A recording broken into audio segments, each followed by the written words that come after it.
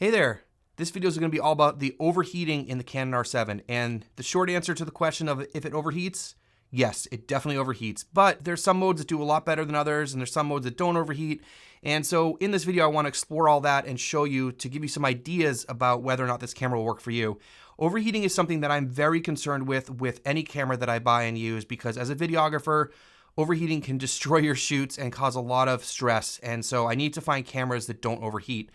Now, before we get into this camera and the test here, let's talk for a moment about overheating.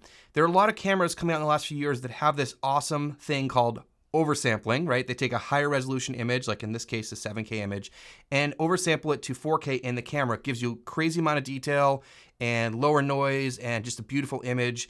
But in that process of oversampling from a higher resolution, it creates a lot of heat because the processor in the camera has to work pretty hard, and then you get cameras that overheat. So we're talking cameras like the R5, the R6, the A7 IV, the R7, and I have a question about the Fuji X-H2S, which is coming out, which has like a 6.2 oversample image, I believe, and they sell an optional fan on the back. So that's why the R5C has a fan in it, so that it doesn't overheat. And so until now, I have not seen recently these oversampled cameras that don't overheat, that don't have a fan. So when I see the R7, that's the biggest question mark I have is this a reliable video camera because of the overheating?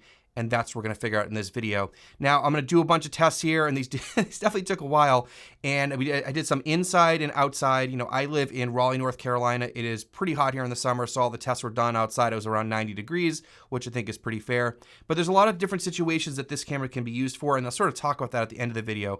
But first of all, let's get into just talking about the different modes in this camera, because there are a lot of different video modes, and I wanted to test a few of them because they all have sort of different overheating.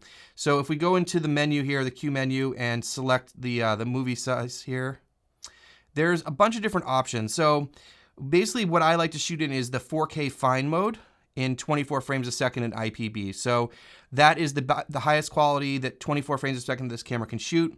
Now it also has a non-fine mode, which from what I understand is like a line skip mode. I'm not really sure the details about how it doesn't do the oversampling, if it's a line skipped or a pixel bin thing. And we can shoot 24, 30, and 60. So this is one mode we can shoot 4K 60 in. And then the other option is a 4K crop mode, which what that does is it takes a center part of the image. It doesn't oversample. It doesn't line skip pixel bin. It's like a 1-to-1 readout, but it just takes a smaller section of the sensor, and that way it doesn't have to do as much processing, but you don't get any of that line skipped or lower quality image because it's just cropped in. Now this does the 4K crop only in 4K 60, which is kind of a bummer. It would be cool to have a 24 frames per second crop so you can punch in any other mode. Before we get on to the actual test, there's a really cool feature I want to mention in this camera, and that's the status bar for the overheating. This is a new feature I haven't seen in other cameras as far as I know, at least not in a Canon or Sony camera. Usually when it gets to overheating, it'll start blinking and then it'll turn red and then the camera will overheat. But this gives you a nice status bar so you can sort of judge how far along in the overheating process is. And then when you're watching these tests that I'm going to show you, you can watch that to judge, how far along it got in the overheating process. So for all these tests, I shot this, which is basically the camera with the battery inside. I always let it cool down, brought it inside to cool down if I was shooting outside, and I put a fresh battery in it every time and formatted the card. I'm using the ProGrade 256 V90 SD cards, using the kit lens, and I shot everything on a tripod with the screen open because that's the best way to you get maximum flow and keep the temperature down. I shot everything in C-Log3. Now, there's basically infinite ways to do these tests, and I don't have time to run all of them, but I could do external power, dummy battery, like all this kind of stuff. But as I said, I didn't have time to check all that stuff, but these tests here will give you a good idea of what's going on with this camera. A lot of you are going to ask about recovery times with these overheating tests. Unfortunately, I didn't get a chance to test those, but informally, I noticed that after even turning the camera off for a few minutes, turning it back on, I noticed the bars would drop pretty quickly. So let's take a look at the first test here. These are done inside in my studio, which is, 70, 75 degrees Fahrenheit. And the first test was 4K fine, 24 frames a second. This is the mode that I use the most often. This is the highest quality 4K 24 mode. So basically it ran until it died at 2 hours and 14 minutes. And I noticed I had about 3 bars in the overheating warning when it goes up to 10. So as far as I'm concerned, inside 4K 24, I don't think you really have to worry about it. Now, You could also shoot in the 4K line skip mode, the non-fine mode, but I didn't even check that because it didn't overheat in the 4K fine mode inside. So pretty good with 4K fine inside. Now, the 60 frames a second, and this is where I think a lot of people have question marks about. Now, I would never run 60 frames a second for more than a few seconds. It's usually used for B-roll, but I know there's some people out there that want longer takes in 60 frames a second. I know some wedding videographers shoot everything in 60 frames a second. So again, I understand, and that's why I did these tests. So the first one I ran, remember, you can do this in 4K, the non-fine or the line skip mode, and then the 4K crop mode. So the 4K non-fine mode at 60 frames a second, this ran until the card filled up at 1 hour and 40 minutes, and it gave about 6 bars on the overheat warning. And this was, as I said, a 256 gig card. It didn't overheat, but it was creeping up at 6 bars. It could probably go longer, obviously, but that's the numbers that I got. Now, here's what's interesting. When I ran it in 4K crop mode in 60 frames a second, it also, ran until the card filled up at 1 hour and 40 minutes. But what I noticed was it was just about to overheat. So it was at 10 bars and it was flashing. So I thought this was interesting that the crop mode actually generated more heat than the line skip mode. So I don't know. I think that's just interesting. Just keep that in mind for future tests as we're going to go outside. So again, I didn't have it overheat inside, running either a full battery or a full card. So that's great news, but not everyone shoots inside in the studio. A lot of people shooting outside, especially if you're doing a wedding and those sorts of things. So let's take a look at the outside tests.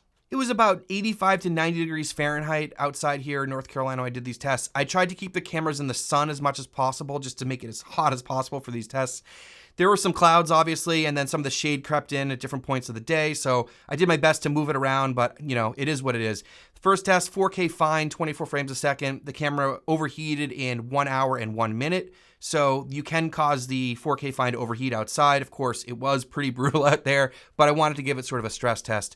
So then I was curious, okay, what happens in the 4K non-fine mode? We'll call that the line skip mode in 24 frames a second. This one, it just ran until the battery went out, and that was 2 hours and 58 minutes.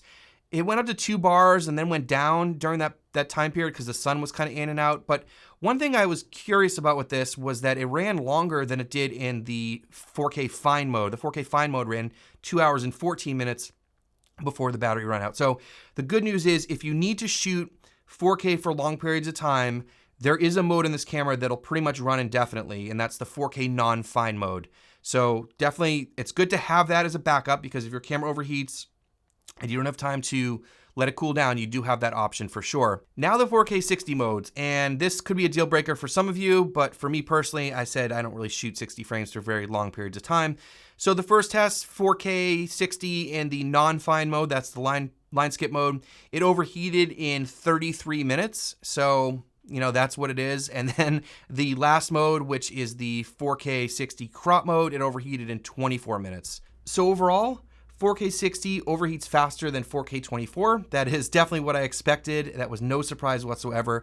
But what was a surprise for me was that the 4K 60 crop mode overheated faster than the 4K 60 non-fine mode, that line skip mode. I expected the line skip mode to overheat faster than the crop mode because the crop mode, as far as I understand, is a 1-to-1 readout, so there's just no processing whatsoever. Either way, those are the results that I got. I'll definitely be making another video about all the different modes in this camera, in terms of image quality, noise level, detail, all that kind of stuff, especially the 4K fine versus the line skip mode and then the 2 4K 60 modes. I'm really curious about that, but that's kind of beyond the scope of this video. And I just want to take a minute to thank the sponsor of this video, which is all of you for liking these videos, for using my affiliate links down below to really support the channel. And if you're looking for more R7 content and just stuff about videography, content creation, and camera gear, then you've come to the right place. Make sure you hit subscribe, it'd be greatly appreciated. My analytics tell me that most of you are not subscribed watching this, so please do that down below. Thanks so much. Overall, I think the results are kind of not surprising with these tests, but I think it did a little bit better than I expected. And this really does remind me of the R5 in a lot of ways because you have that 4K HQ mode, 4K fine mode in the R7, where it is the best possible quality, but it does overheat. Although it did a lot better than the R5, it ran for an hour out in the full heat and the sun without overheating in its highest quality mode. But you also have that option of the line skip mode. So, and also in the R5, which a lot of people didn't realize, there's a oversample crop mode that doesn't overheat as well. So, there are options in these cameras if you need to let them run longer, or if it's really hot out, or you can't take time to cool down the camera. So those are definitely options in there. But I want to put this in perspective for a lot of people. Now, a lot of us are excited about this camera, and I'm happy to have this in my kit, but this is a $1,500 hybrid camera. This shoots amazing photography and awesome video and has great video quality.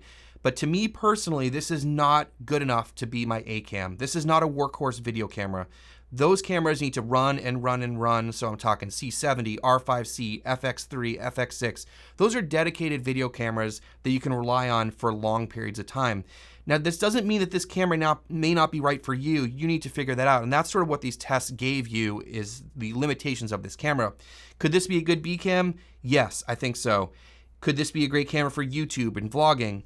Absolutely. Awesome.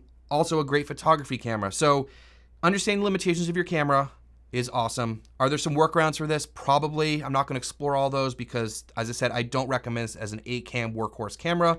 But for you, it may work for your needs, and that's sort of what I wanted to outline in this test. Again, if you haven't subscribed already, please do that down below. It'd be greatly appreciated. Lots more R7 content coming up. Thanks so much for watching. We'll see you in the next one.